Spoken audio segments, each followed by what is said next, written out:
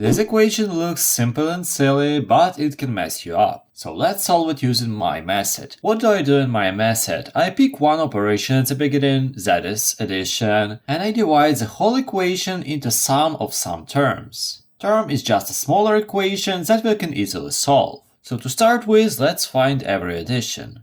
The first addition is right over here. Yes, it is a minus, but technically every subtraction is an addition. We just add a negative number. So one addition is here, here is multiplication, and this addition doesn't count because it is inside of parentheses. So it seems like we only have an addition here. So okay.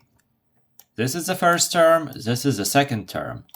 Now in order to solve all of that, we need to calculate both of the terms. 1 is just 1. That's simple. Here we get 1 multiplication, second multiplication, parentheses. It's still pretty complicated. Wait, if you like the explanation so far, please consider subscribing. Thank you. Let's use the same rule, but this time we'll pick a multiplication as a separator. So we have multiplication here and here. This is the first term, this is second term, and this is third term.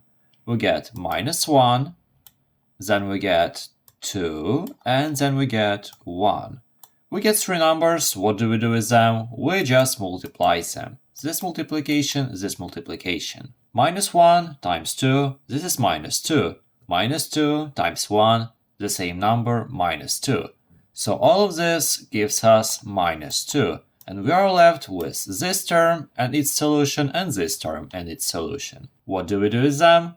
Simple. We separated them with addition, so we connect them with addition. So we get 1 plus -2, and 1 plus -2 is the same as 1 minus 2, that is just -1, and -1 is the final solution. If you want to solve some similar problems, I highly suggest you watching this video. I solved 10 different math equations from the easiest to the hardest, so it will definitely come in handy for you. But for now, have a nice day.